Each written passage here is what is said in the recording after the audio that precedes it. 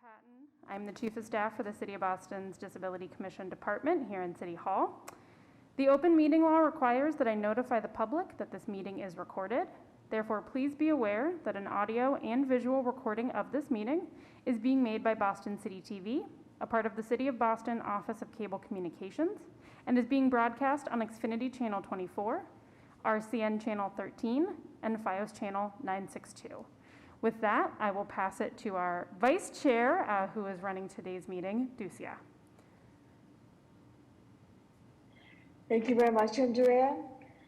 I see that the commissioner is not there yet, so should I just start with the first for introduction? Should I just introduce myself and then start with the person who I see? Sounds great. Okay, perfect. So, good evening, everybody. As Andrea mentioned, my name is Ducia Lebovskaya, Ducia for short. I am actually the vice chair, but today I'm chairing the meeting of the Boston Disability Commission, and I am in Boston, Mission Hill specifically. And I'm going to let now the first person that I see is Elizabeth Dean Clower. Please introduce yourself. Hello, my name is Elizabeth Jane Clower. I'm a commission member and I live in Back Bay. And welcome to the new officers. Thank you very much. And the next person is, I would say, don't see this, wait. Ah, yes, I apologize. And Jerry, would you like to introduce yourself? We can hear you. It would help if I unmuted myself. My name is Jerry Boyd, and I'm a commission member, and I live in West Roxbury. Thank you very much, Jerry. And the next one I see is Paul. Please introduce yourself. I'm Paul Karen. I live in Boston and serve on the executive committee as the secretary. Thank you. Thank you. And I think I saw Olivia. Are you still there? Yep, I'm still here. I'm Olivia Richard and I'm from Brighton. Thank you very much. And should we also have Colleen introduce herself, or yes, no?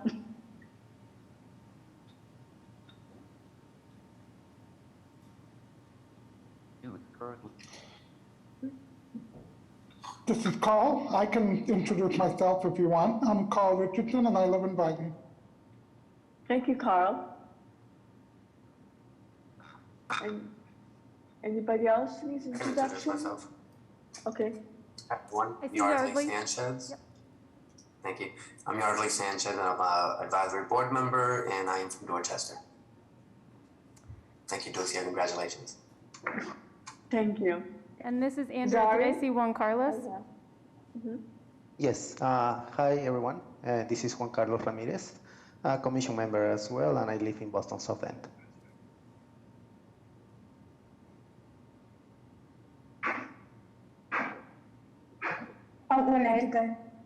Okay, thank you. Hi, I'm Sari. I'm a Mezzanine. I am a board member, a proud citizen of Southie. Thank you very much, Zari. And then Alice, I think, is the last one that I see at least. Okay, and I'm Alice Fisher, and I'm a member of the commission, and I live in the South End. So hi, Juan.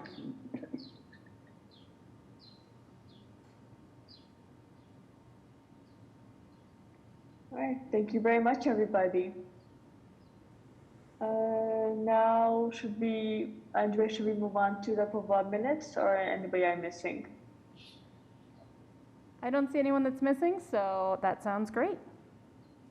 Okay, then we're going to do the approval of the minutes. Should we just go over to who wants to first. I make a motion to approve the minute. And I second the motion. This is Jerry. Any ayes? Aye. Aye. Any discussions, objections? All right, motion approved. Thank you. Okay, the next on the agenda is a presentation by Kial. I'm sorry, I apologize if I mispronounced the name. Kial Hand Hall Renovation, Boston University.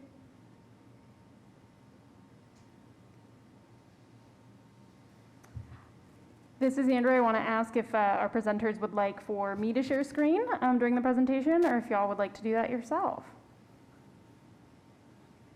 I'm sorry. I'm happy to share screen if possible.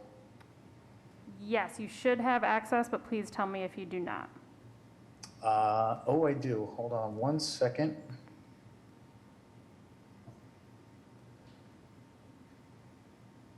Thanks, Andrea. Thanks, Ken. I'm just going to leave this here for a second as I kick this off. Thank you, everyone, and good evening. My name is Ken Ryan. I'm a lifelong resident of South Boston, and I serve as Director of City Relations in the Office of Government and Community Affairs at Boston University. I'm joined tonight by my friend and colleague, Paul Rinaldi, who is our Assistant Vice President for Planning at Boston University. We very much appreciate the opportunity to present before the advisory board this evening on the Killishawn Hall renovation project on the university's Charles River campus. Set to begin next month, this project will truly transform this historic building on Bay State Road, bridging its 1923 roots with a new era by adding new elevators and redesigning living and social spaces, including a renovation of ADA accessible rooms to ensure they are meeting the needs of our students. Most noticeably, will be the full demolition and redesign of the 9th floor to serve Killishawn Honors College, its students, and the university community, so all can enjoy the river and skyline views in a modern, comfortable, and accessible space. Before we begin our presentation tonight, I want to thank Commissioner McCosh, Patricia, Sarah, Andrea, and the entire team at the Disabilities Commission and the Advisory Board for its steadfast work and partnership with Boston University. We've worked hand in hand on some great projects over the years and look forward to our continued collaboration in the years to come. I'll now turn it over to Paul for a brief presentation, and we are happy to answer any questions at the conclusion. Thank you. Thanks, Ken. I want to echo first Ken's appreciation to the staff of the commission for how well we have worked through the years to improve accessibility across the campus. And as you all know, Boston's a challenging town because we've got such great old and historic assets. So working hand in hand, we've made the campus much, much better. Recording in progress. This meeting is being recorded. Next slide, Ken, please.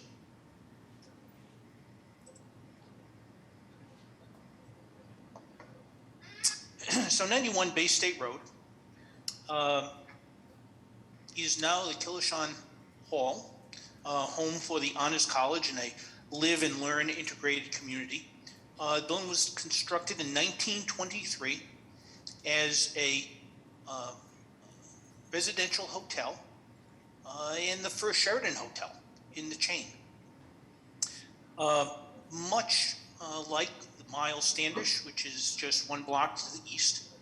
But the beauty of Sheraton Hall, or 91 Bay State Road, is that it was right on the river. It was renamed Shelton in 1950. Folklore has it that the guy who bought the building wanted to get rid of the name Sheraton, had the name up there, had the letter S up there, and just thought Shelton was going to be the cheaper way of dealing with it. Eugene O'Neill died there in 1953 as a resident of the hotel.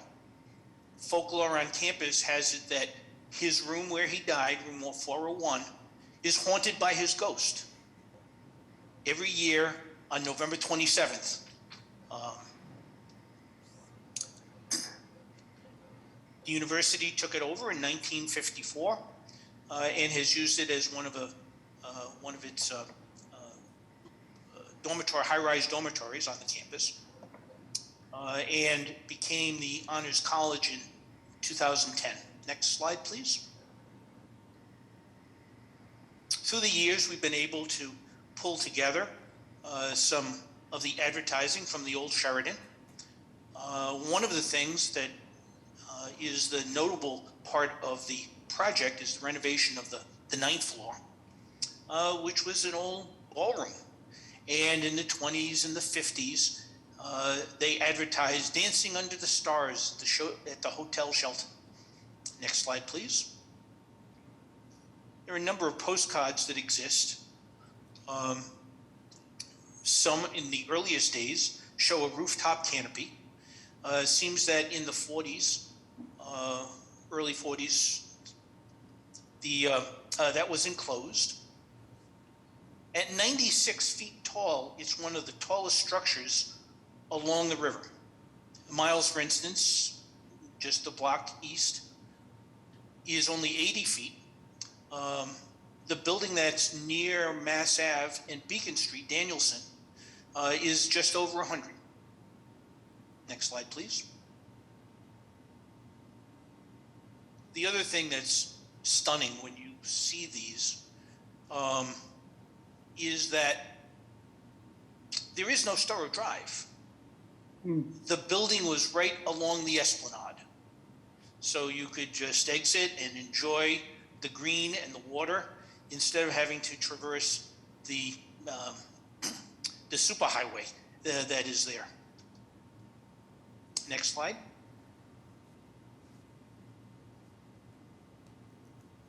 Next slide. So the project. The project is a full facade restoration and renovation.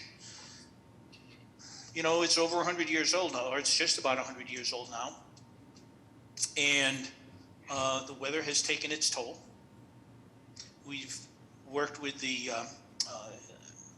Bay State Road, Back Bay West, Architectural Conservation District Commission to make sure that we're doing things to present this historic asset.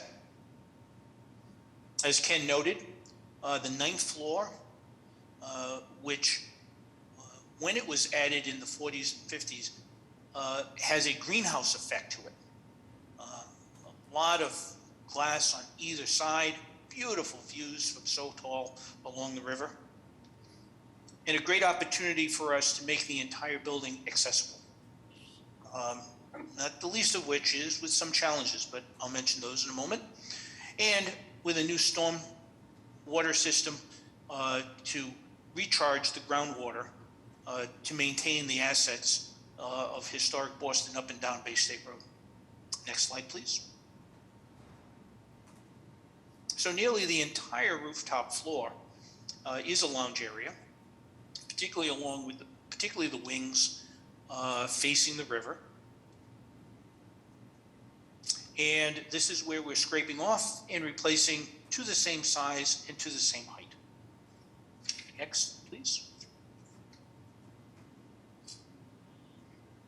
Left behind from the old days is a bandstand or a band shell with still some of the hardwood floor that would allow for Dancing Under the Stars.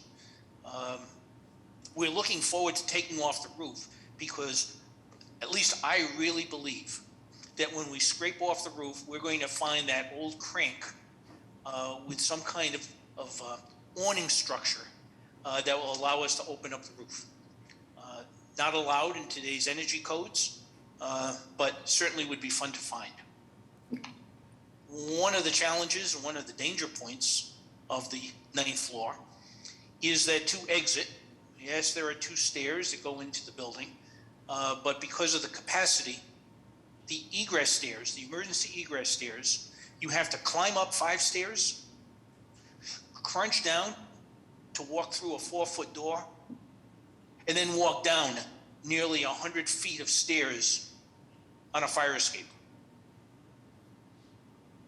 So all of that becomes changed with internal stairs, new elevators. Next slide, please. A floor plan shows that it will be a mix of small scale meeting rooms, larger scale meeting rooms, and then just open lounge hang around space for the students. Next slide. Open, airy, expecting to get LEED Gold for our sustainability program. Next slide. And retaining the transparency to Cambridge and to up and down the river. Next slide. So this is a slide of the residential floors. And on the left-hand side, which is west, is the area of most work. And the work will include reconfiguring of the floor or the portion of the floor to allow for the elevators and for the accessible units.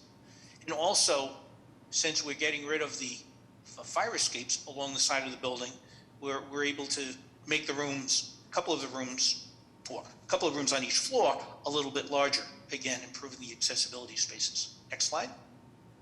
And this is what's being proposed. So on the left-hand side, still in that kind of the left lower corner, is where 2 new elevators will be installed, fully code compliant, not only for accessibility, but life safety, and the need to bring injured individuals with gurneys down. And then a reconfiguration of rooms, as I said earlier, to allow for better distribution of accessible rooms. Next. Excuse me, next. The ground floor was significantly renovated a few years ago when Hillershon moved in. But we're going to be making some improvements there, particularly with regards to security. Currently, when you walk into the building, you turn right, and there are 2 elevators there. In the new plan, you'll turn left, and there are the 2 larger elevators. Let me ask Ken to move one back, please. One of the things that we needed to get variances for the building, for the work in the building. It's not a surprise on a building of 1923. What surprised us was we were able to do so much work and need to get very few variances. Right now, in addition to the 2 outside fire escapes, there are 2 internal stairs. Well, we're going to close one off because we don't need it. And we're still going to use the other. And on a couple of floors, we needed relief from the handrail. On only one floor did we have stair winders, those pie-shaped turns to the stairs. And we looked at opportunities to correct that, but we found that there was a big electric vault in the way, so we really had to get the variance to twist it. And we went through the MAB and they granted the variance. Right now, there are 2 elevators. One goes to 9, the other goes to the other 8 floors. There is some compromise of size to the one that goes to the 9th floor. So we're replacing both of them with a new, as I said earlier, larger size, but we're retaining that small one that just doesn't fully match the required dimensions, but we're using it as a backup. And Ken, go back to that's it. Accessibility to the building. You know, like so much of Boston, at some point, Red brick sidewalks, red brick walkways was the way to do it. This today has a red brick sidewalk from the sidewalk to the front door. And we're replacing that with a concrete, cast in place concrete path. And that concludes the presentation. Oh, I'm sorry, thanks, Ken. So the timeline. Scaffolding goes up in May so that we can start work on our facade. As soon as the students leave, about the middle of May, we begin our work on the new elevator bank in the lower left of the southwest corner of the building. We start working on the stairwell at that time. It's going to be a very active summer. We're going to be able to do some of the work in that corner through the fall. And it will be a year from this August, or August of 2023, that will complete the project.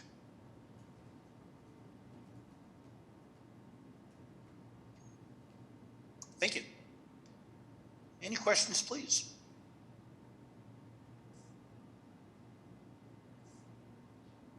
Thank you very much for your presentation. Any questions from the board members?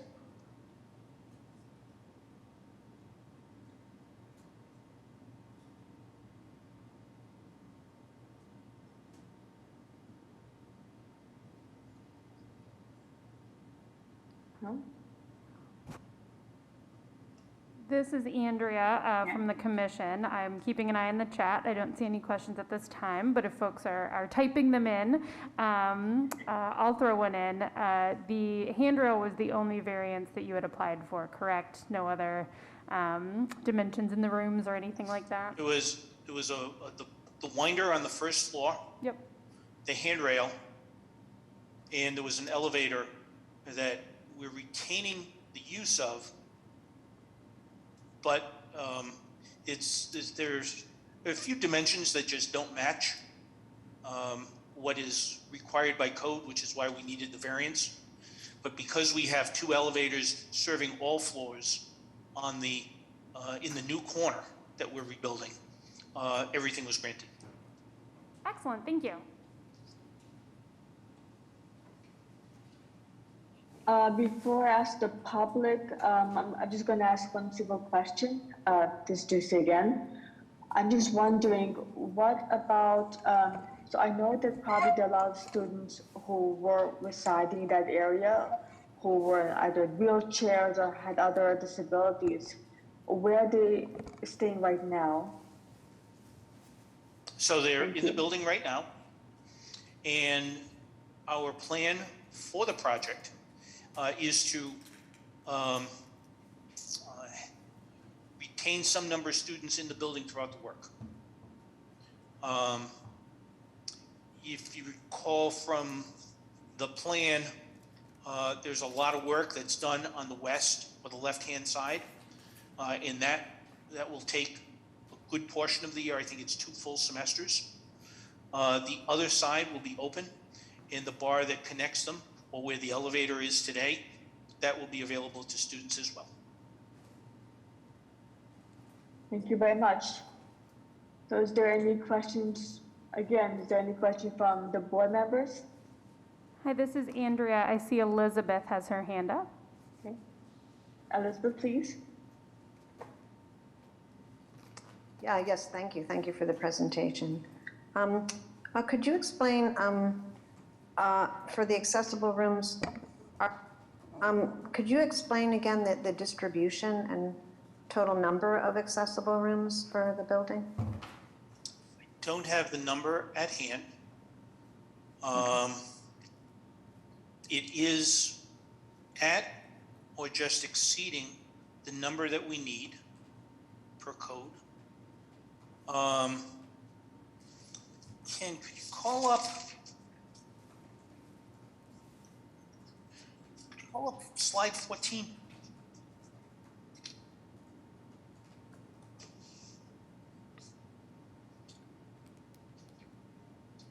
There is some variety.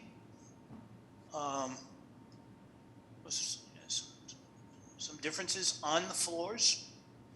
So the easy and consistent is in the lower left-hand corner on all floors. And because we have to rebuild that entire corner for both the stairs and that new enlarged staircase. In the upper right, there's that blue zone. And that's accessible as well on certain floors. And for, On certain floors, though. yeah, and for, is there an emergency evacuation plan that factors in? Or, you know, if one of the elevators is down, that all of the. So on the left-hand corner, in the light gray, there are 2 new elevators there. Okay. And whatever the code requires for emergency for a high-rise is certainly part of that new construction. I can't speak well enough about the code to say that there's an area of refuge there.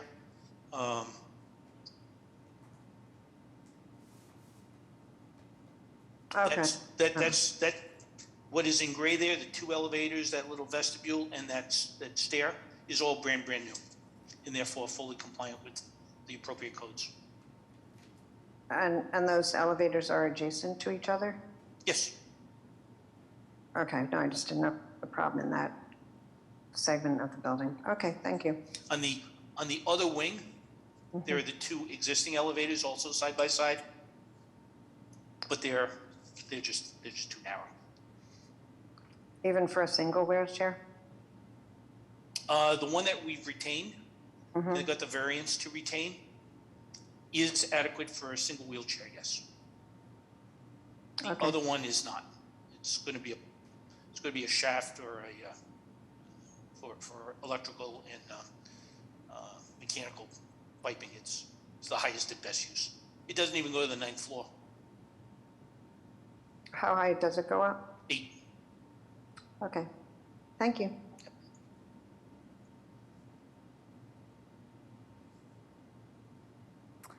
This is Andrea Ducia, just letting you know that there are no additional questions in the chat that I see. Thank you very much, Andrea. Are there any questions from the public?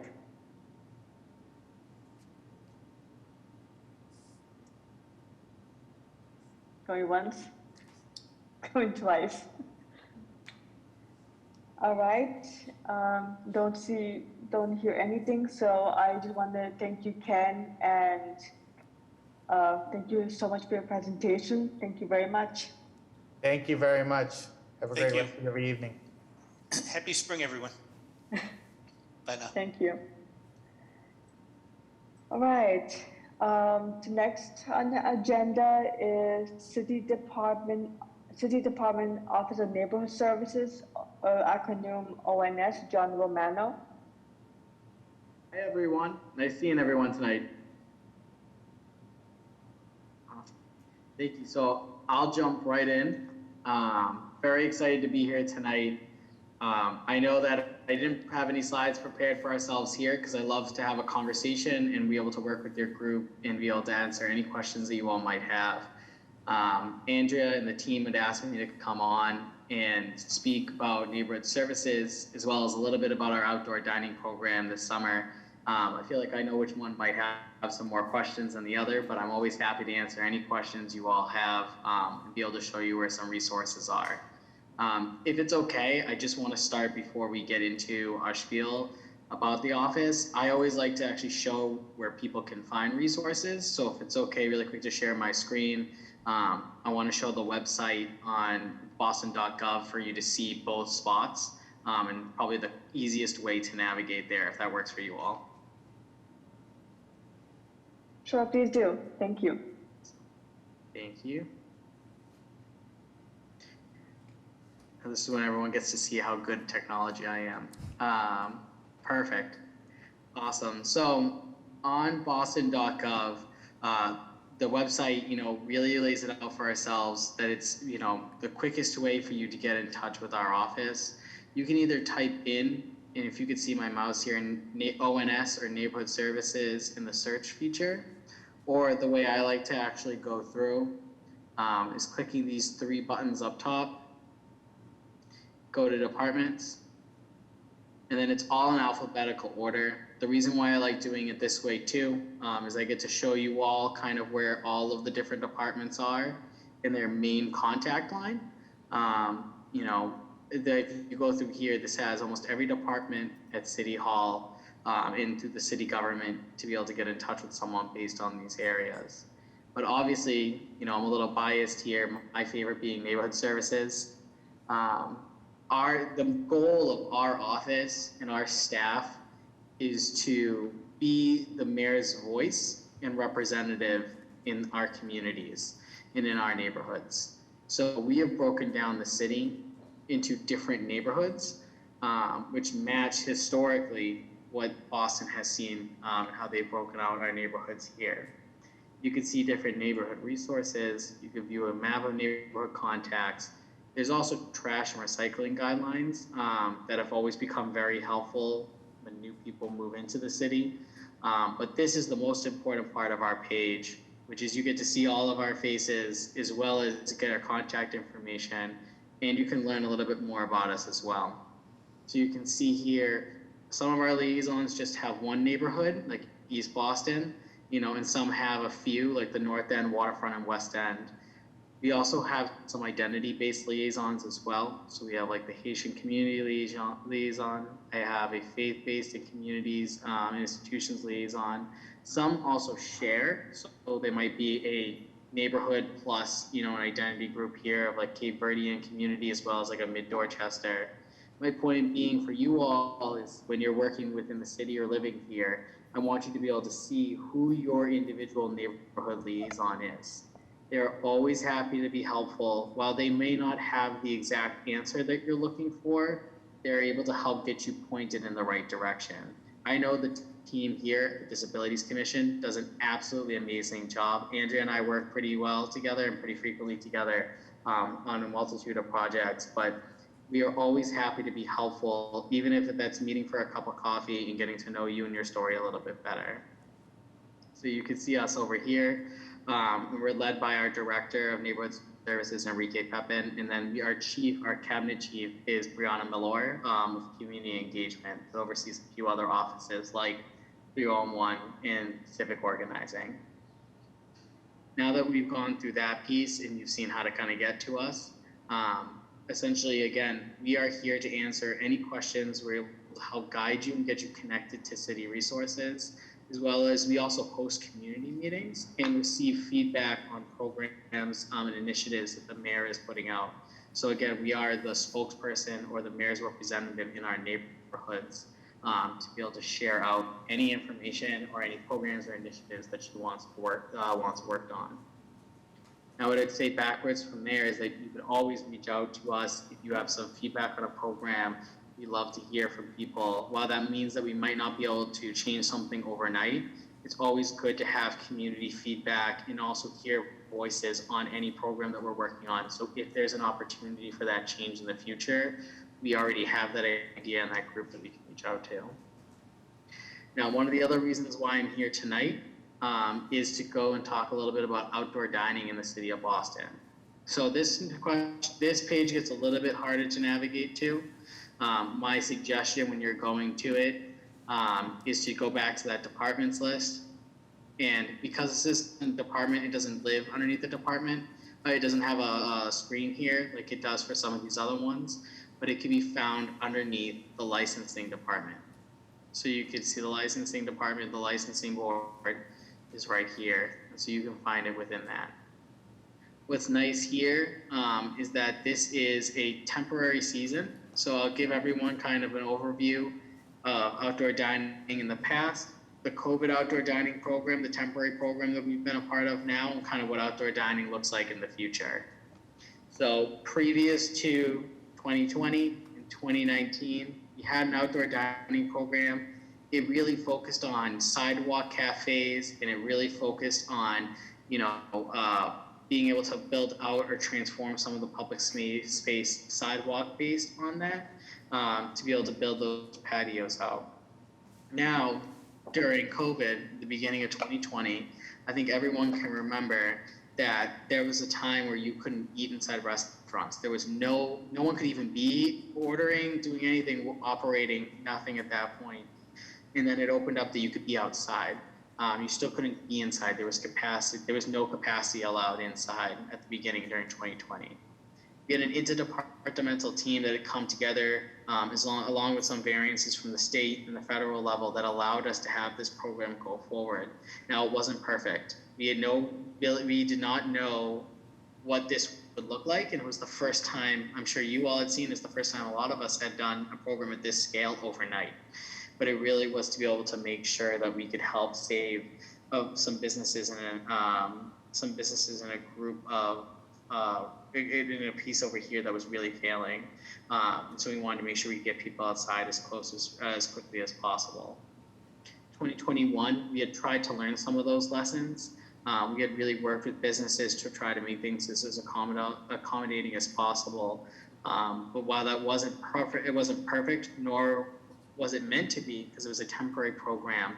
We had done our best in that moment. And now in 2022, when we're in the current program this year, we have worked very closely with our Disabilities Commission here, as well as trying to make sure that the safety needs of the program are upgraded and upscaled while still providing this alternative for restaurants. This will be the this will be the last year that this program exists. It will not exist in this frame. I ended up going back to a similar program to like we had in 2019, where there'll be more of a stronger interdepartmental review. We won't be seeking the same variances, nor will the state grant the same variances that we had in years past this year. So we will go back to a more revamped process. What we had learned from this was that our process before was very administrative, was very burdensome to businesses, as well as anyone that was trying to follow along on if the business or the property was able to do this. So we had tried to transition this. We're working to try to transition it to make it a little bit more streamlined, have a revamped program to bring back permanent outdoor dining spaces. Now, one thing you all will see here, which is nice, and this is for anyone to be able to read, we have a full page of guidance that is here, and then we also have some additional items that people need to post that are a little bit more specific to this community here. What I'm looking for is, especially when we go in our outdoor dining questions, we have a lot of our general questions that are laid out. One thing I want to tell you all that we're working on is making sure and is mandated that every restaurant ends up having to have a sign posted that says that you can ask for a ramp, and they have to have a ramp that is approved if they're on the street through the commission to be able to actually have access to it. They also have to have a certain number, and Andrea, you could correct me, I think it's 5% or at least one table has to be handicap accessible or has to be accessible for any patron to be able to go on. And then the other big pieces too, we've worked to help train and talk with our restaurants about service animals to be able to make sure they understand what a service animal is and the rules and the questions that you're able to ask, but also being able to be, flexible and work with those that come in with it, knowing that they're able to have those animals in their space. One of the biggest things I do want to tell everyone is I hope they enjoyed the season. It's going to be beautiful weather this year. Hopefully it's going to be like today. It's not going to be 90 degrees or 100 degrees outside and muggy and gross. So, we're looking for weather just like today for people to go outside and eat and enjoy themselves. We do ask and we make sure that, we're trying to, be friendly to our neighbors here. This was a city that never had a program like this. So we're not looking for any music or entertainment outdoor patios, as people had not gone through a community process for this. When normally, when people are going through a permanent version of this process, there would be a significant community review into this and having community output to be able to answer questions and concerns and be able to make sure that it is adaptive to the needs of the area that they're in. And let's see here. I think for me, that's some of the biggest highlights that I like to share with people. There is a lot of information here. There is a ton of guidance that is out. I guess for me is I would love to hear from you all. If you have any questions, if you have any concerns, if there's things I can be able to make sure if we're not able to address this year, that we can pass on to the team for the permanent program. And then how best I could be able to make sure that you all engage, not just with me or the team for outdoor dining, but in general, we want to make sure that you're engaged with your neighborhood liaison, that you're receiving some of our weekly updates, that you're connected to the community that's around you all. With that, I'm going to stop sharing so I can see some of your faces. But if there's any questions or comments, please let me know.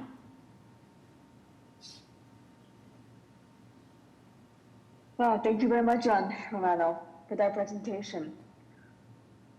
Is there any questions from the board? This is Andrea Ducia. I see Elizabeth's hands up. I don't know if that's a new question. Yeah, Elizabeth, go ahead. Yes, thank you for the presentation.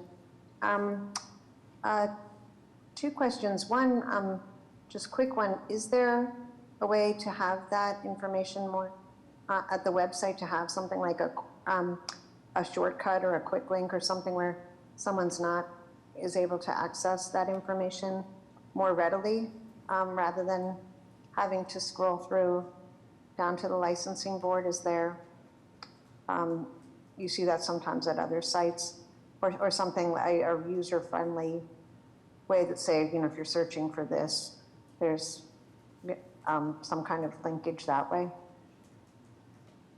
Yeah, so what I will tell you is that I can look into seeing about the linkage, and I think Paul's going to answer that question for me as well. But I do want to say I just checked it right now live.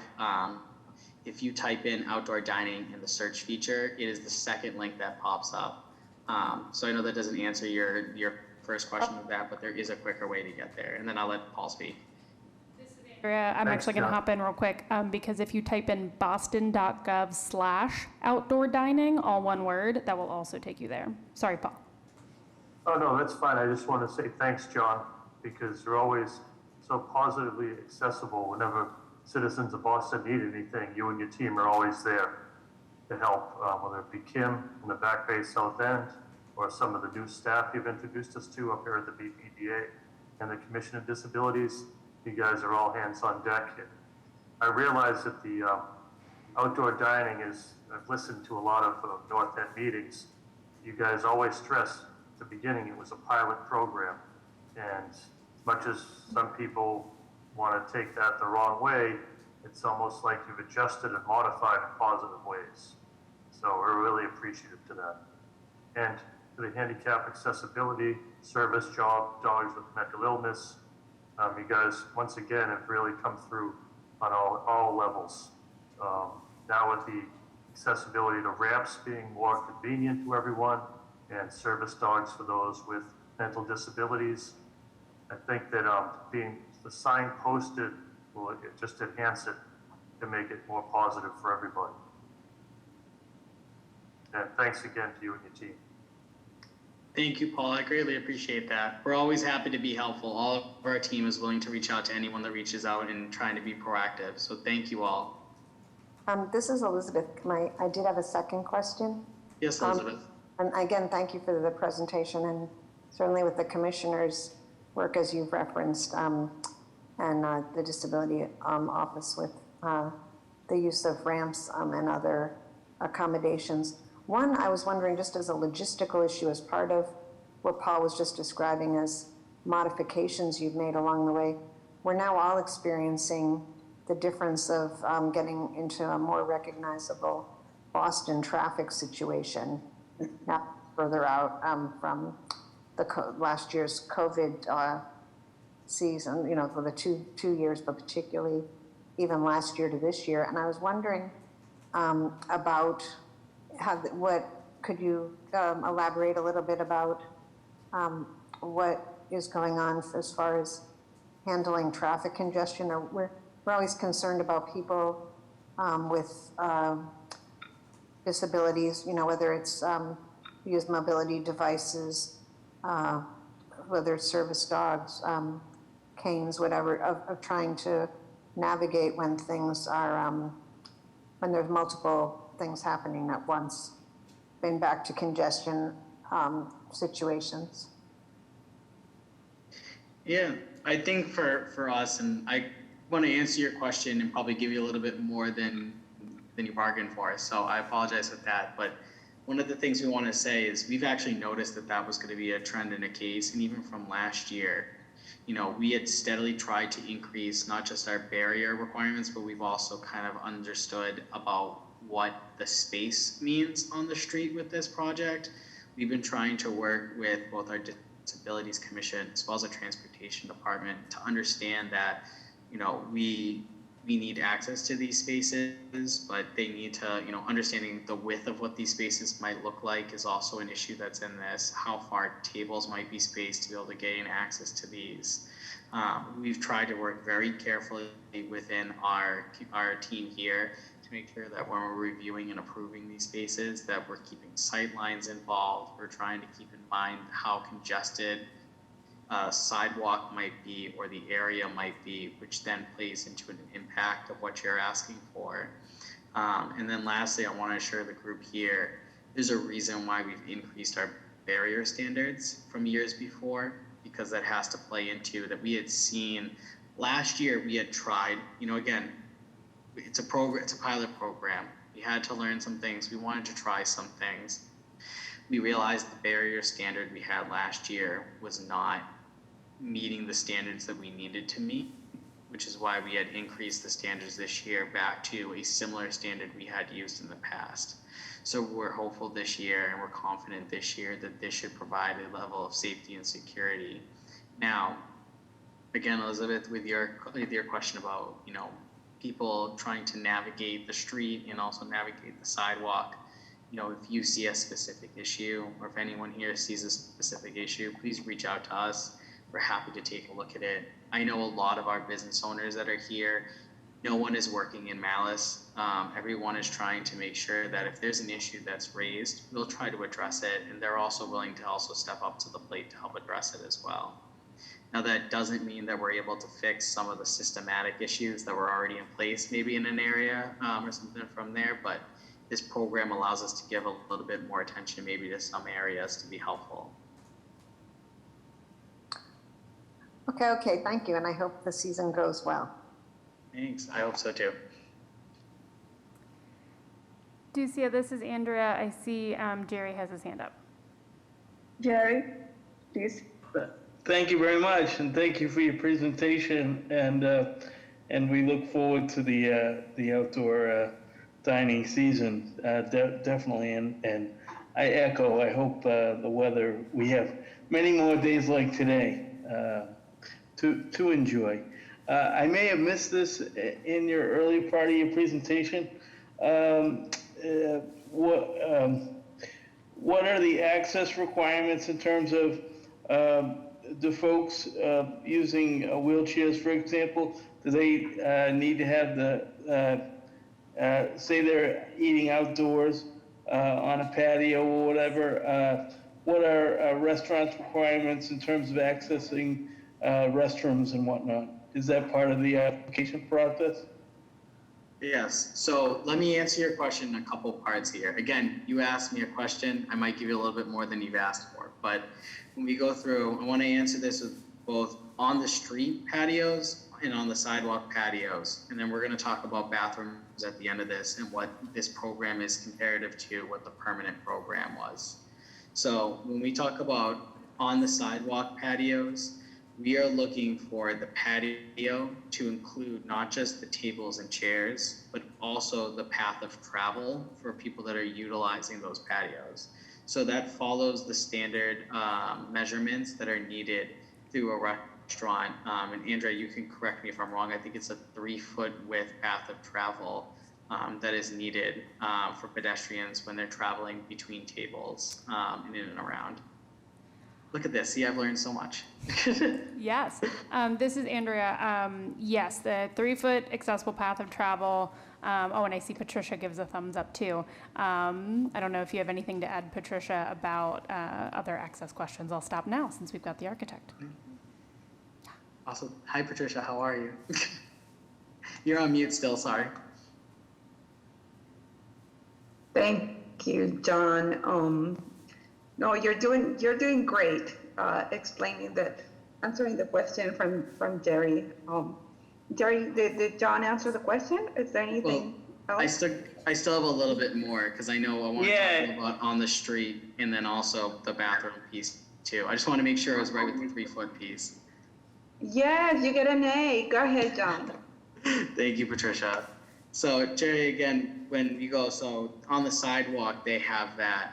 So we're not looking for you to count, in our measurements here, like outside of the patio space as part of that path of travel. So you have to have blocked off that piece. Now, beyond the cafe zone, you have to have a minimum of 5 or up to 8 foot width path of travel, depending upon if it's a high trafficked area or not. So there's always space for people to get by, both that are trying to eat at the outdoor dining patio, as well as those that are trying to just get by on the sidewalk. Now for the street and on street, we're requiring that all outdoor dining locations have a sign that says that you can ask for a ramp. And that's a laminated sign that the Disabilities Commission has been great at giving us. And the ONS liaisons are actually going out and delivering these signs to patios as they get approved. So restaurant owners, while they can print it themselves, are being hand delivered one too. So it'd be nice to be able to make sure that they're all posted and out there for people to be able to ask. And then same thing when you're actually in the patio space on the street, they have to have a 3-foot path of travel for people to be able to get around. Now, the one item I want to say that isn't addressed with this program is the bathroom situation.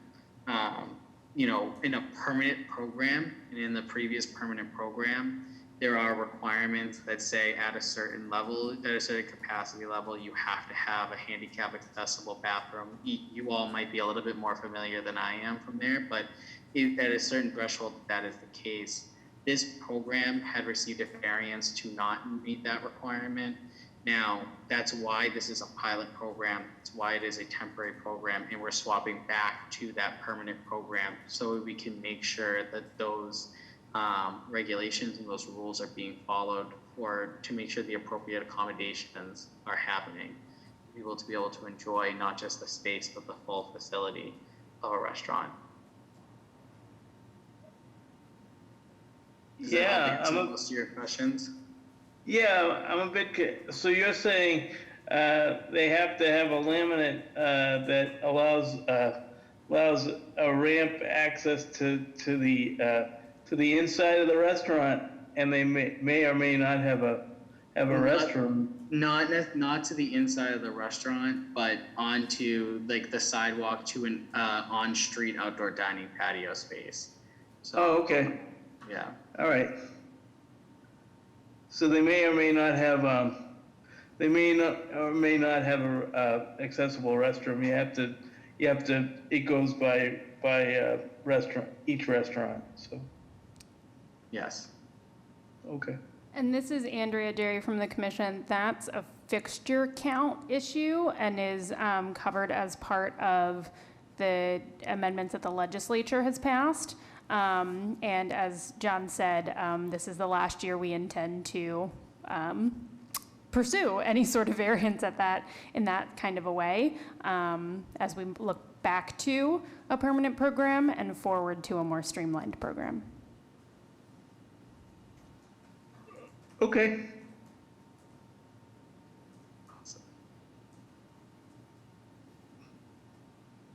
All right.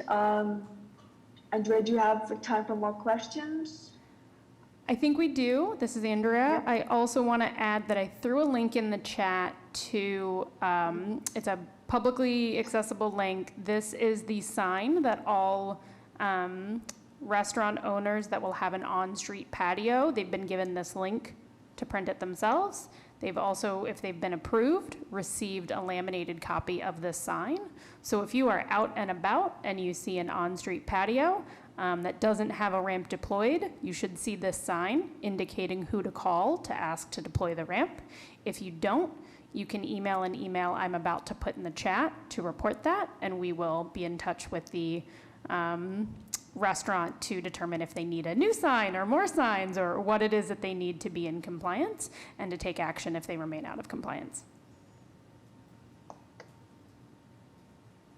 Thank you very much for that, Andrea. And if and when you're ready to move to public comment, Ducey, I want to let you know that we do have a member of the public with their hand raised, if and when you as chair, acting chair, are ready to move to public comment. Sure, we don't have any more from the board, then, yeah, anybody from the board? Anyone else? I just have one thing to say as far as the organization and planning communication from Mayor Wu and Commissioner Joyce. Seeing this in full swing the whole season from last year till the present time, they've done an excellent job in letting everyone know in positive ways how they can go about enjoying the outdoor dining and the accessibility for everybody. Thank you. Thank you for that, Paul. Now, the public, please.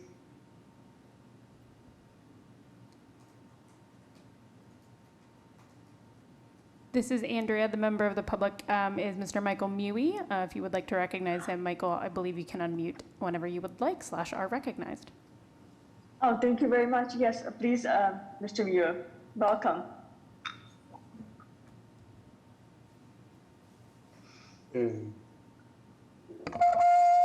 Okay, thank you. Can you hear me? Yep. All right, great.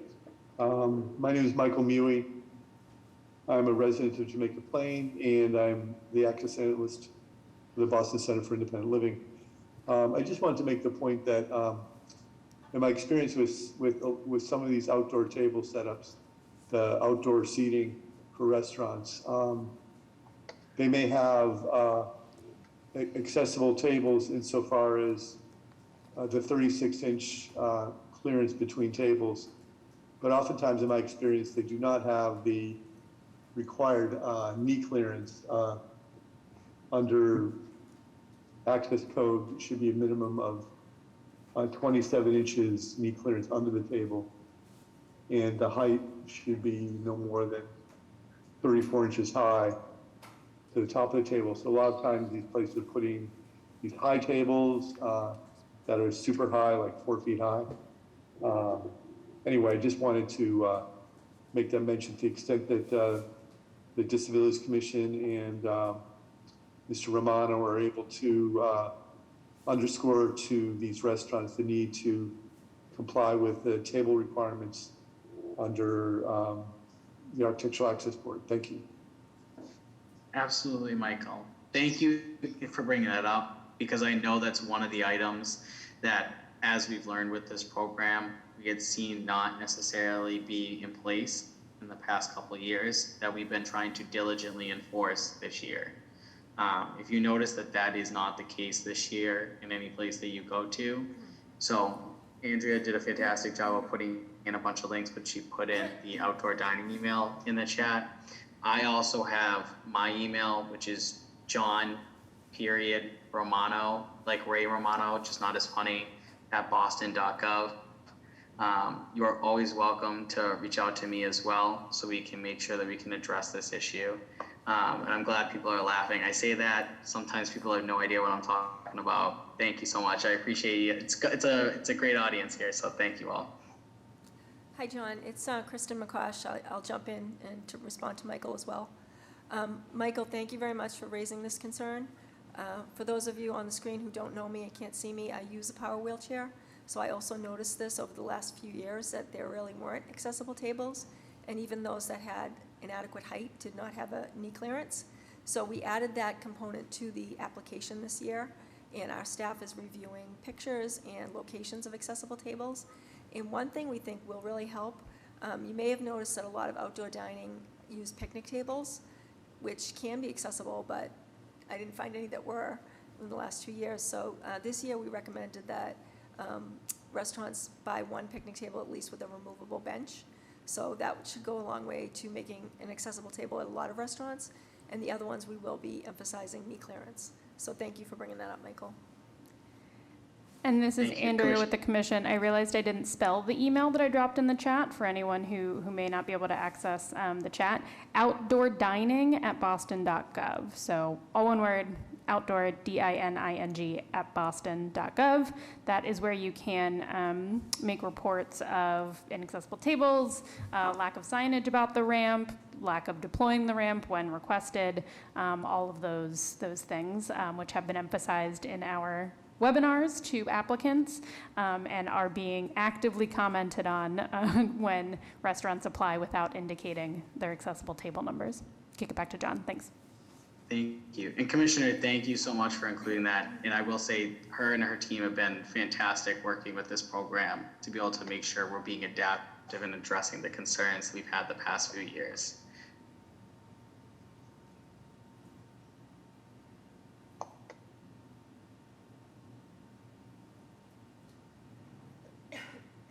Okay, yeah, thank you very much, John Romano. Thank you so much for your presentation. You're welcome. Thank you all for having me. Thank you, John. And thank you, Michael, you for being here. It's good to see you. Okay.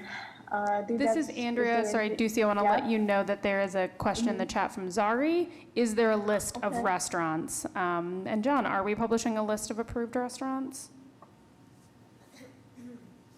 That is a great question, and I'm going to look on our website right now to see if I have an answer to that. I don't know if we are publishing them. In last year, I believe that we might have had a map, but I want to make sure that if that is the case again this year, we will reshare that out with you all.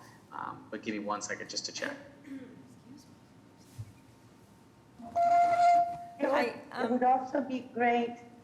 Sorry, can you hear me? Yes, go ahead, sorry. Okay, so it would also be great if you put that list together, or if you have a list.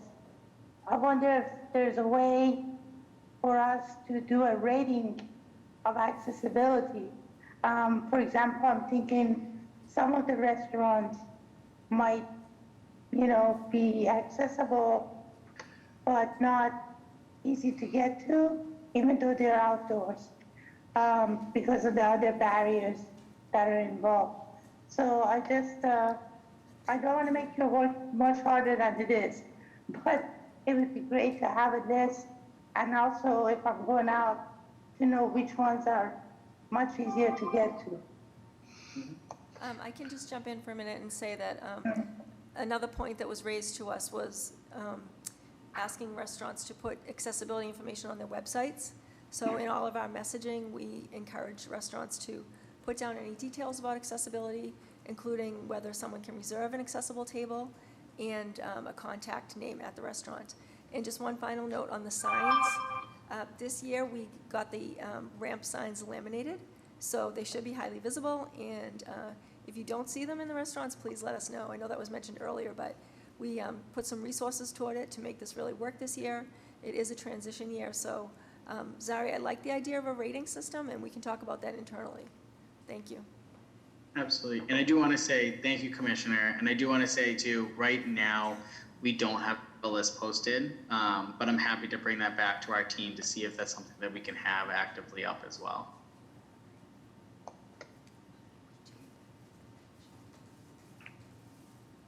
Awesome. I don't think there's any other questions, but thank you all again for your time. Please reach out to me, whether it's about outdoor dining or if it's about trying to get connected with your neighborhood liaison. I'm happy to help you all either with those two things or anything else that you need assistance with. And thank you again for having me tonight.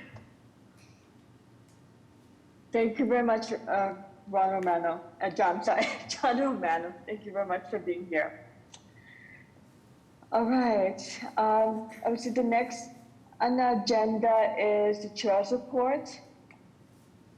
The chair, which is Wesley Ireland, he's not able to be here, so I'll be jumping in to share his report, the chair Wesley Ireland's report. So the first on the agenda is that there are 5 items of the chair's report today. The first one, that at this year's Oscars, Best Picture went to the film Coda, and Coda stands for Children of Deaf Adults. The film was done in Gloucester, I apologize if I mispronounced the word, Gloucester, north of Boston. Also, the movie director and writer Sian Heder won an award as well and was Best Adapted Screenplay. Troy Kotsur, who was deaf in real life, also won Best Supporting Actor award for his character as a deaf father, Frank Rossi, in the movie.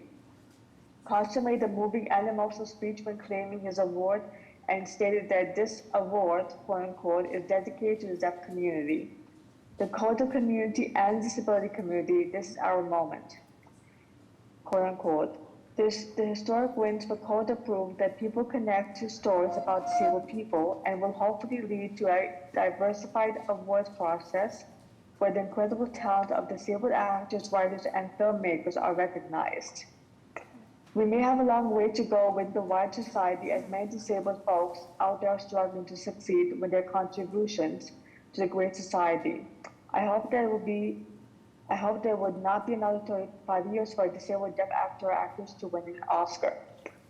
The second point, this upcoming Monday will be the Boston Marathon. I wish all the runners best of luck, including those in the wheelchair division, blind runners and their guide runners, those with physical and intellectual disability, and the support runners. Third point, there will be a special election for City Council District 1, which covers the North End, Charleston, and East Boston. The election will take place on Tuesday, May 3rd. This is in order to replace Lydia Edwards' seat, as she is going to be a state senator. And we have two ladies from East Boston in a competitive race. So for those who live in these neighborhoods, please make sure you vote. The next point is there was an article written in the Boston Globe recently about the building boom with Boston public schools.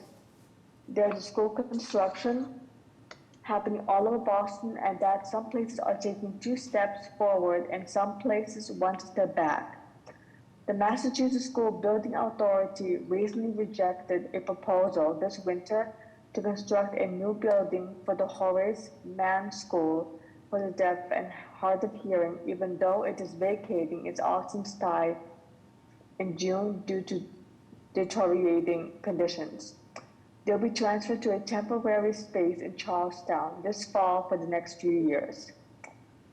BPS is also working with the state on challenging designs for the Carter School in the South End, which serves students with significant disabilities. At this time, it's unknown how these 2 schools will have secure future plans in sight. And the last one, sometime this summer, perhaps in June or July, the new chair, it's actually Wes, talking about himself, will ask board members for feedback on how we can improve our contributions as board advisor members on the Mayor's Disability Committee. He hopes to get more board members involved with pushing more policy changes and whatnot. I could go on, but that's the gist of it, of the report. Thank you.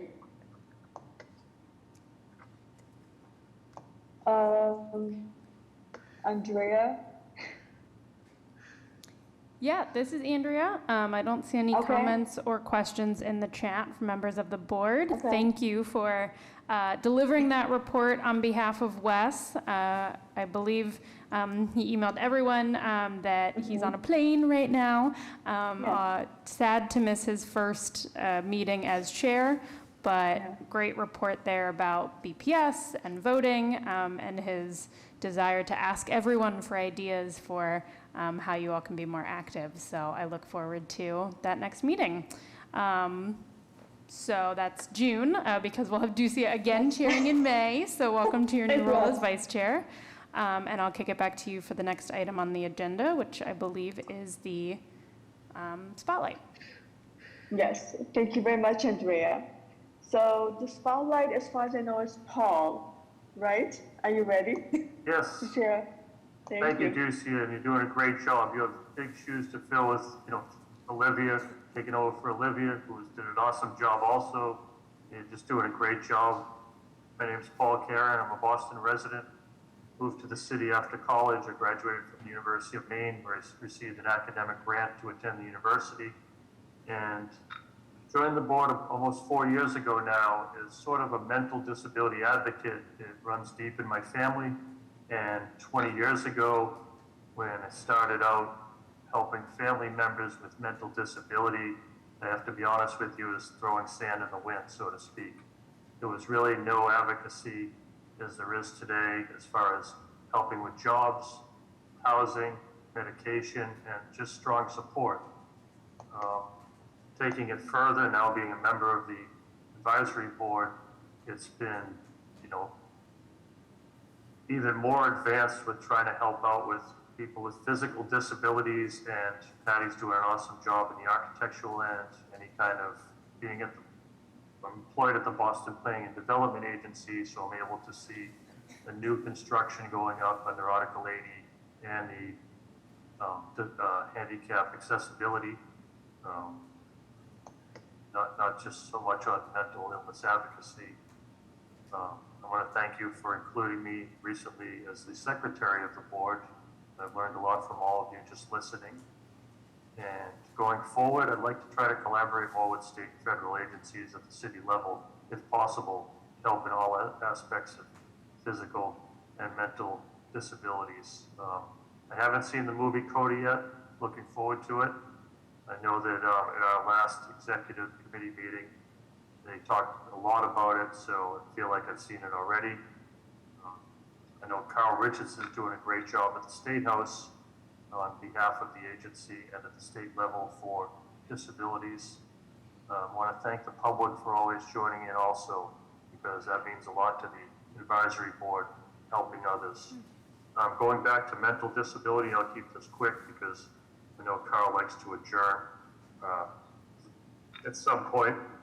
I just feel it was tough years ago, and I always say to family members and friends or neighbors who have now folks with mental disability in their family, it seems like it's someone in everyone's family. And it's easy to just get prescribed some sort of medicine from a doctor, but firsthand, I'll tell you the truth, it doesn't always work. You've got to really read the fine print. You've got to check on the reactions of the family member to the medication. And I do strongly feel medication does help in this matter. I'm in the Boston area, like I said, and I want to just thank Commissioner McCosh and everyone for including me in the advisory board. Thank you. Any questions? Well, thank you very much, Paul. Thank you for your introduction. Thank you for all you're doing, and welcome to the advisory board as well. Thank you. All right. Now we have the commission report. Mr. McCosh. Thanks, Ducia, and thank you so much for giving the chair's report tonight. It was a great report written by Wes and a great delivery by you. And I was really glad to hear Paul giving the spotlight. So we're really excited about our new executive committee, and we really appreciate all the board members' commitment to spending time to working on these issues in Boston that will really increase accessibility and inclusion. So with the new administration, we're excited to move ahead. So Andrea's going to share my slides. And I sent you a link to the slides so you can all access them after the meeting if you don't have access to them right now. So the first slide will talk about office initiatives. So I know you've been hearing a lot about our bike outreach plan. We have grant money from the Boston Foundation to work on an outreach campaign for people with disabilities. So we decided to work on bicycle riders and shared space in the city for two reasons. It's rapidly changing, and when people come out again after the pandemic, they may not be familiar with all the applications that are new in the city, like the parking spaces that are on the outside of bike lanes, center running bus lanes, and pick-up drop-off areas for Uber and Lyft. So there are a lot of changes in the public right-of-way that we want to educate people with disabilities about. At the same time, we want to reach out to people who bike ride in the city to make them more aware of pedestrians with disabilities. We need to let them know that if you're blind, you may not see a bike coming. If you're deaf, you may not hear the bell. And if you have a mobility impairment, you may not be able to get out of the way quickly. So we have a multifaceted plan that we're excited to implement. And this week, we chose a consultant. They're beginning the planning now, and we hope to launch it in May. And it will be rolled out on a rolling staggered basis. We'll get some information out late spring and then do another push in the fall, targeting back-to-school students and things like that. So I want to thank David Vieira for pushing us on this. He brings it up all the time, and we really want to thank him for his advocacy. Another issue that we've been working on for a long time is the Captions Ordinance, and this would mandate that all businesses in Boston, Title III entities, would have to have captions on any TVs that are visible by the public. So we presented it at City Council last year, and we got a lot of support from the disability community. We need to work now setting up a working group with the City Council and loop businesses in so we can get their feedback and really loop them in on the conversation, because we don't want this to come as a surprise. It doesn't cost anything. There are really no detrimental issues with turning on captions. So we want to have support and buy-in from the businesses. So stay tuned on more updates on that. And then we're very excited about internships we're doing this summer. We have 2 different groups of interns. With grant money from City, we are offering 3 paid internships to college students to work on the areas of architectural access, looking at polling places and accessible routes to polling places, and doing a real deep dive into what the access looks like. We're going to have them work on accessibility and inclusion policies in the city. And then we'd love to have someone work on a disability history project. We do so much work on City Hall, and a lot of people might not know that when City Hall was built, the mayor of Boston was in a wheelchair. So just raising the stories of famous Bostonians with disabilities is something that we would love to do. So we are actively taking applications from college students now and hoping to make some decisions in the next few weeks. And then we also have 3 BPS transition age students who will be working in our office this summer on different administrative tasks. Next slide. So we're thrilled to announce that the Disability Community Forum will be happening live again this year. It will be on May 11th from 2 to 4 p.m. at Suffolk University Law School on Tremont Street. We've held it in this location a few times in the past, and it's very close to Park Street MBTA station, and it's convenient, it's a large room, and we know people will still want to do distancing. And some people may not be comfortable coming out in person yet, but we will have masks available, and we really see it as an opportunity for those who want to come out to come out. And we're not able to do a hybrid event, virtual and live, but it will be streamed live on cable, and people can also submit questions beforehand. And we can either put the link in the chat, or Andrea can send it out tomorrow, but you can pre-register and you can submit questions. So traditionally, the board has attended and sat at the front with me to just introduce themselves and talk about their priorities. So I'll be sending an email in the next few days to see who's able to attend, and I hope you all can make it. I know it's during the workday, so it may be tough to schedule it in, but anyone who could make it, we'd really appreciate it. We've invited Mayor Wu, representatives from City Council, and various city departments to come and listen to our residents' concerns. So please spread the word to your networks, and we can also send you the flyer. Then we want to ask you to save the date for ADA Day. We held it last year in person, but we weren't able to hold it on the plaza because of reconstruction. This year, the plaza will be just finishing its renovations, and we hope to be able to reveal the beautiful access that's created on the plaza. Gone are the steps and ramps in uneven brick, and in its place will be gently sloped walkways, smooth brick, and accessible areas to enter the building and to have events. So ADA Day will be on Tuesday, July 19th from 12 to noon, and save the date. We hope you can all attend. I wanted to give you all an update on Camp Joy. This is a camp for Boston residents with disabilities and their siblings. Registration is open. Slots are given out on a first-come, first-served basis. So if you know anyone who wants to sign up, encourage them to do so soon. There's a link in the report where people can sign up. And we'd also appreciate if you spread this word, because the deadline is May 6th, but slots do fill up quickly, so the earlier you can sign up, the better.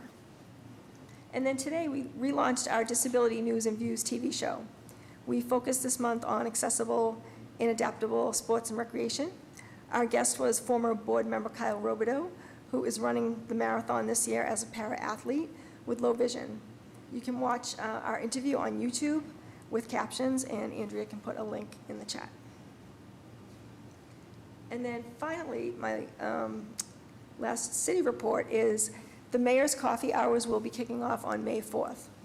Mayor Wu likes to do everything in a big way, so she's increased the number of coffee hours to, I'm not sure how many, 19? This is Andrea, I believe 19 is correct. I think 19, up from the usual 10 or 12. So they're hitting most neighborhoods. They're listed here. And staff from the Disabilities Commission will be at every event to meet with residents informally, listen to their concerns, and talk about the work that we're doing. So please plan to attend your neighborhood event. We'd love to see you there. And then for my last slide, this is an issue I wanted to get your input on. We were approached by a constituent who said she has seen this sign in different municipal buildings. It's a sign that goes on the restroom stall that asks for a courtesy with the accessible stall in not using it unless you have a disability. So we wanted to get your feedback on what you think about this, if you think it's appropriate, if it's something you support, or if you think it's really not something we'd want to do. We haven't proposed it anywhere, but we know it's in some state buildings. And there's a picture of the sign on my report, and it says, it's a wheelchair symbol, and it says, "For use by persons with disabilities, please be respectful and refrain from using unless all other stalls are occupied." I would want to change the language a little bit, take out the "please be respectful" and make it more light and friendly. But I want to wrap up my report here to get feedback on your thoughts on this. So I welcome that feedback and any questions. Thank you. This is Andrea Ducia. I see Jerry has his hand raised. Jerry, please go ahead. Yes, Commissioner. I'm wholeheartedly in support of the of any sort of signage to that effect. And in fact, I don't believe that the example sign, I don't believe it was unfriendly. So if you chose to use that language, that would be fine with me. I'm sure we all have encountered times in the accessible restrooms when the accessible stall has been in use, and it's been very, frustrating, as someone who needs the accessible stall. So any sort of signage or any way that we can highlight that it is really, the accessible stalls are for the use of folks who need them. That would be again, I wholeheartedly support that. So. Thank you for that input. And I do want to emphasize that the message would be the same. I might just change the language a little bit, and we could run it by the board again if we do decide to move forward with it. And I would want to use it in a space that has a lot of stalls. I wouldn't want to put it in a public restroom in a city building that only has like 3 stalls. So we'd want to look for a place that has like 7 or 8 or 10 stalls so that people really do have an option. And if we do implement it, it would be a pilot to see how it works, to see if we get any feedback. And we'd have to identify a building and work with property management on that. So it's definitely in the brainstorming phase. So if anyone else has comments, I'd love to hear them. And if you don't feel comfortable speaking on camera, you can always email me tomorrow. This is Andrea, just letting Ducia know that Elizabeth raised her hand and then Olivia raised her hand. I defer to you on order of recognition. Thank you very much. Then I'll let Elizabeth speak and then Olivia. Yes, I think this is, can you hear me okay? I think this would be a most welcome improvement. And I agree with you, Commissioner, that most appropriate in places where there are multiple stalls. But because particularly, I don't know if this even, I am not trying to make gender characterizations here, but I've absolutely seen situations where people in a women's room situation, people are using it to protect their clothing better, or for purposes for which they are not needed. And so I think particularly if it's a situation having events where they're crowded, that it's busy, that having to, and there are other options, I'm very supportive of it and think it's a much needed improvement, as I said. For the verbiage, I think it's just that I appreciate that you bring other terminology back to the board. I think it's not a matter of that I just think if it's fewer words, if it's shortened a little bit, it might just be quicker for people to read and grasp, but keeping all the essential components in it. Yeah, I would just respond by saying that the point of it really is to raise awareness, because we know when people don't respect accessibility components, it's usually not intentional. It's usually from a lack of awareness. So we don't want to act like we're calling anybody out. We just want to really raise the awareness. So I thought it sounded a little bit like the please be respectful. I thought it just sounded a little bit harsh. Maybe not. That's why I want to get your input. But I do agree maybe fewer words would be better. Yeah, I think there's probably a way with a little bit of just thinking through of modifying the language to accomplish both, to have it be, both, just respectful, straightforward, and actually accomplish the task more easily by having it take a little bit less, not having it language. But I'm glad that there's it's been brought to the table and for further that it will, moving forward, will be very helpful after further finding which buildings and as the pilot and which language. Thank you.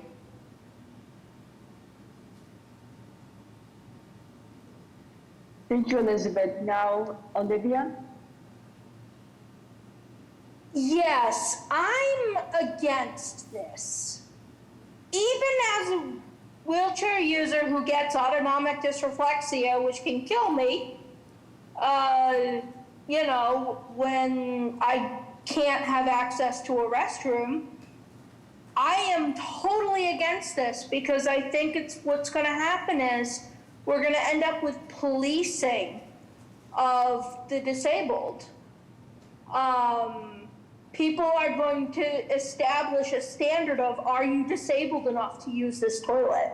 And we don't know people's needs. Yeah, that was my concern too. We don't want to pit people with disabilities against each other. We don't want to be policing anything. In fact, my office always emphasizes that we're not the ADA police. We want to work in partnership with people. So I really appreciate that feedback. I don't think there would be any enforcement. In fact, there wouldn't be any enforcement. Really, it would just be awareness raising. So that's why I was thinking about the language to tweak it a little bit. Yeah. I will work on the language just because we brought it to the board and some people are in support of it. So we'll go back and work on the language and I can bring it back, but we definitely will take those comments into consideration. Thank you.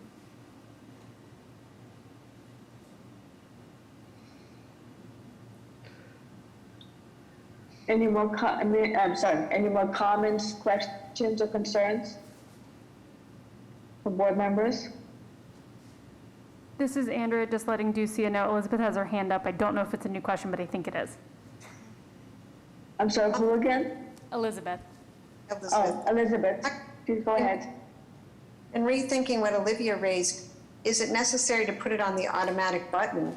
Is it something that is there a way, in the intention of having it be awareness? I guess from a couple points of view, I just wasn't sure that the automatic button, particularly where in some places they're using, just the wave sensor kind of button. I just didn't know, is there a way to have something on the wall that I don't know, it's a challenge already. It already puts people, I think that's a very valid point that I hadn't thought of, because conversely, there are people who have been using it where multiple stalls are available, and they seem completely unfazed that they're, and so maybe it was just a lack of awareness, or like other things like curb cuts that also benefit people with wheelie bags and that kind of thing.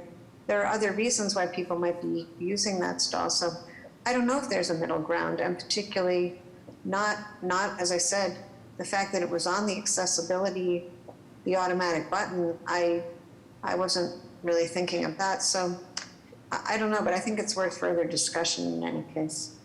And certainly not as an enforcement or intended policing. This is Andrea, just as the person who took the picture that was displayed. The example that we know of was on the door of the accessible stall, but the idea of putting near a button or something else, and could placement be a middle ground, is definitely something we can consider. Just wanted to add that context as the picture taker.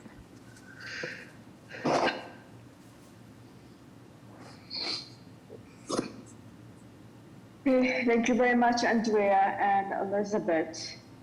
I think there's no other questions from the board. Is that correct? All right. Should we ask about public or go to the next part of the agenda? This is Andrea. I don't see any hands raised or mentions in the chat from members of the public, so I believe if you would like to move on, you may. Thank you, Andrea. All right, the next on the agenda is the architectural access update. Patricia Mendez, you have the floor.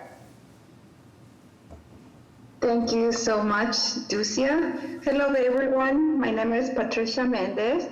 I'm the Director of Architectural Access for the Disabilities Commission. Nice to see you all. I have a quick update. This month, 3 months before, I've been working as part of the subcommittee for the Massachusetts Architectural Access Board, and the subcommittee is tasked with reviewing the rewrite of the regulations 521 CMR. We're going to meet next month, actually the end of this month, on April 23rd at 10 a.m. It's going to be a virtual public meeting, and we'll continue to study the guidelines and work on the rewrite. And the goal is to make them aligned with the ADA guidelines of 2010. Next, the Massachusetts Commission on Disabilities is asking us if we want to do the advanced CAM training. Remember, at the end of last year, we did the initial CAM training. So I will be following up with an email to see if there's people interested in the advanced CAM training. So look for my email. And the potential dates are in August. One is August 2nd or August 12th. So I'll follow up with that by email. Next is today our staff did a walk audit in Hyde Park in the Clear Square area. And we were invited and approached by the local neighborhood association. So we were excited to take part in that. Next, last week, Commissioner and I presented at Massachusetts Institute of Technology. We were invited by 2 graduate students of the planning department. We were invited to be a speaker in their lecture series in the 2022 spring lecture series. We spoke about disability and municipal government. The event was well attended, and the speaker series will continue every Friday for the month of April and I think the beginning of May. And the reason why these two grad students started this speaker series is because they were looking for disability studies, and they found that there was a gap in their planning department. So they are interested in starting a curriculum on their school to be able to provide disability studies education to planners and future designers. So we were excited to take part in it. Next, I'm going to talk about a little bit about the future mezzanine vertical chairlift. Our wonderful public facilities department it presented our design for the vertical chairlift for the City Hall 3rd floor. It's actually the 4th floor mezzanine. The architect and designer presented the design to our Landmarks Commission, and the Landmarks Commission was interested in seeing a little bit more detail, a little bit more information to understand how the vertical lift would interact with the existing building and with the natural light. So we are going back shortly to present additional information in form of rendering, a few renderings. So we're really excited about that. And that's it for my architectural access report, and I'll be happy to answer questions.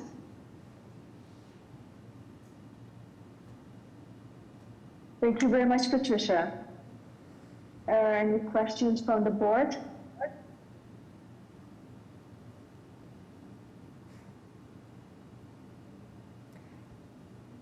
This is Andrea, just letting you know that Olivia has her hand raised. Okay, thank you very much. Olivia, please. Yeah, was there anything in particular that stuck out about the feedback on the vertical lift?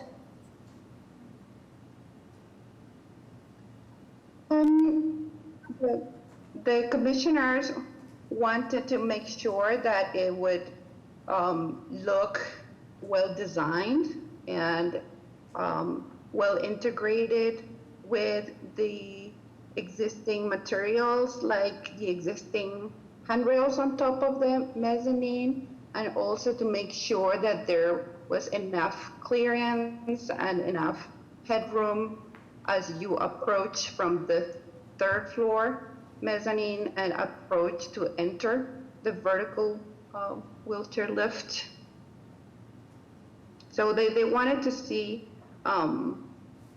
more detail and a 3D rendering, something that really would give a realistic understanding how is it going to look in the building, in the space. Okay, thank you. You're welcome. This is Andrea. I will add that the final vote of the subcommittee will be a public meeting. And so when we have a date for that, it will be 48 hours minimum notice per open meeting law. We will make sure we send that date, time, and link if anyone wants to attend.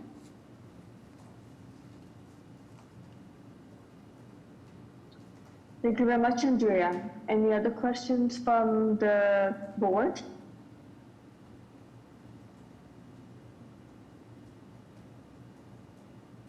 All right. Anything from the public?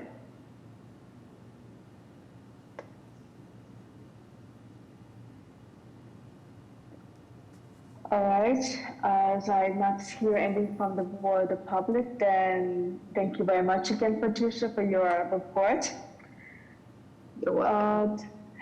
The next on the agenda is announcements. Anybody have any announcements?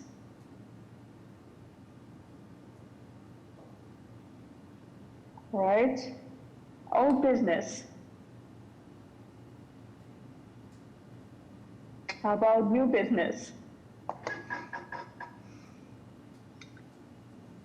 Public input? Oh, okay, Carl? No, go ahead. I went too early. Okay. Public input. No. Jerry? Lucia, I had my hand raised under new business. Oh, I apologize. Please go ahead. I'm so sorry. Okay. I wanted to bring up something that I encountered over the weekend, and maybe get some feedback from the board, or maybe from the commissioner's office. I went to an audio described performance of To Kill a Mockingbird on Sunday, and I noticed my girlfriend's visually impaired, and she took advantage of the audio described portion of the play, and we noticed that there was issues with the being able to hear the audio description and the use of the boxes, the headsets. So I didn't know, particularly from Carl, who's an expert in this area, and he was actually at the performance as well. I didn't know, Carl, maybe you can address this. If there's standards that all performing venues have to use or have to meet when they have an audio described performance, and if we should consider, providing feedback either to the Opera House or the appropriate person around the quality of the audio description or the headsets on Sunday. This is Carl Bustia. May I answer that? Yes, you may, Carl. So, Jerry, I was there, as you know, and I too had some difficulty, and I did inquire about it. And I think in this case, and I'm not saying this made it right, because I think that we probably could work with the Opera House and the audio description project, which I happen to know the co-chair quite well, because I might be it. In that case, the people who were voicing the narration were in an open box sitting near some people, and I think they were so worried about being so loud for the audience that they were whispering the audio description into the headset. So I think we have to look at that and see what the case is. I would certainly let the Opera House know, because they're planning on doing another show fairly soon, I think.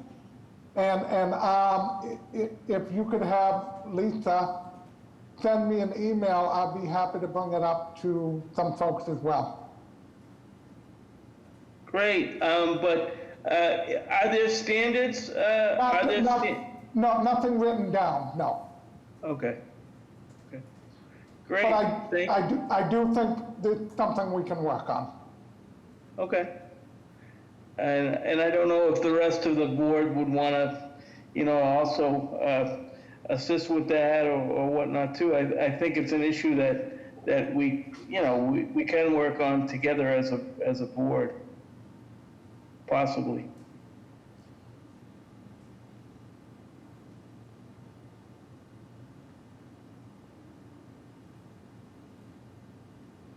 This is Andrea, just letting Ducia know that Elizabeth raised her hand, and then Olivia did as well.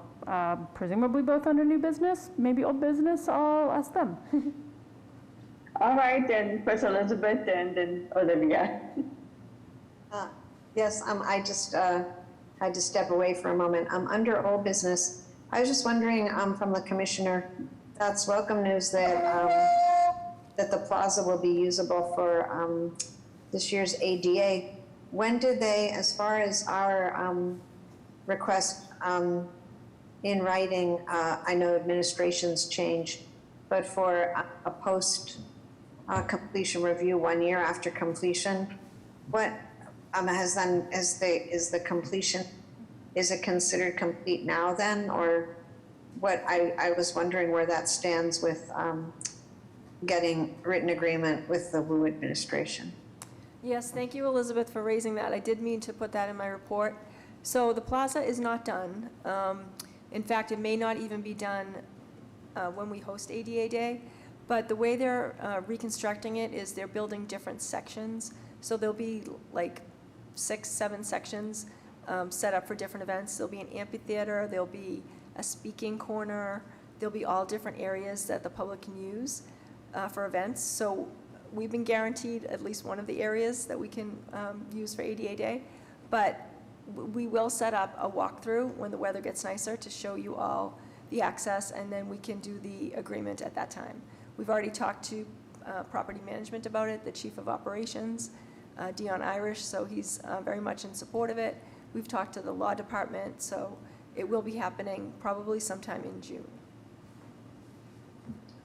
And so then, is it the different, I do remember there being a phase 1, phase 2, but as far as people providing feedback, if not right at the time of the walkthrough, that I think our intention was both to have a formal review 1 year after. Would that be considered then all of completion of a given phase? Yeah. But with, oh, sorry. Yeah, after, go ahead. After it's fully complete, we can set a date for a year in advance and do another walkthrough. But, you know, the time for feedback on the design has passed, but we will certainly look for feedback on maintenance a year later. But you can really trust us when we say that we've done a ton of work with the city on this, and it really is a brilliant example of accessibility and inclusion, not just meeting minimum code, but really going the extra mile to make it inclusive and accessible for persons with disabilities. Just to restate that, I think we're all aware about the design phase and how that played out, is that as part of an ongoing commitment to accessibility, we wanted to have a post-completion evaluation, originally with Marty Walsh's, Mayor Walsh's administration, and now with Mayor Wu's, that so this is well past original design, but just an evaluation of how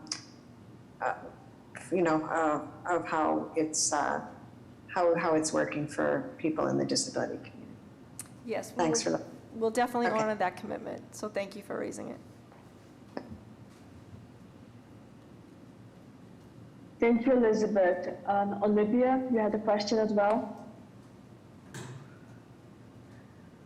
Yeah, actually, I was just going to back up Jerry on this, on his point that I think that the audio description systems, when they short out big, but they're helpful when they work. And that's definitely something I, like to work on too. I use them mainly for pre-recorded stuff, like at the movie theater. I've never used them live, so I can't imagine what the Opera House was like with it.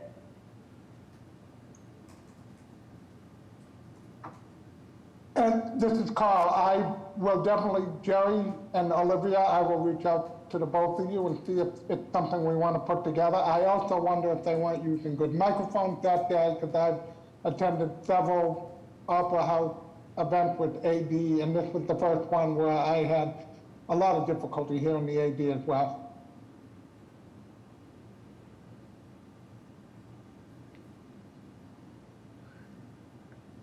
Thank you, Carl.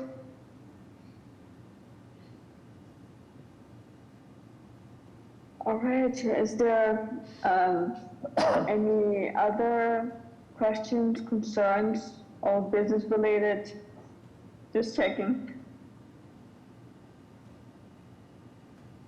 Okay, new business? Carl wants to make his motion. This is Jerry. So. I'm gonna steal it one of these days, Carl. You go ahead. If you want to take it, I'm willing to let you. No, it's yours. It's yours until further notice. I just want to make sure that we're not, did you do public input already? Yes, I'm doing it for the second time, so public input, anybody? All right, if not, I'm gonna make my motion. Okay, Andrea, is there any public input? I see nothing, this is Andrea, I see nothing in the chat, I see no hand raised in Zoom, but as always, you can email us and I will drop our email in the chat if you want to follow up, members of the public. I would like to now make my motion to adjourn. All right. A Make your second. motion. All in favor? Aye. Aye. Aye. All right. Where's that noise? Okay, thank you very much, everybody. This was a great meeting and wish everybody a wonderful evening, a wonderful week, and till next month. Lucy, I just wanted to Yes. say wonderful job. This is Jerry. You did a great job. Thank you, everyone. Thank you. Thank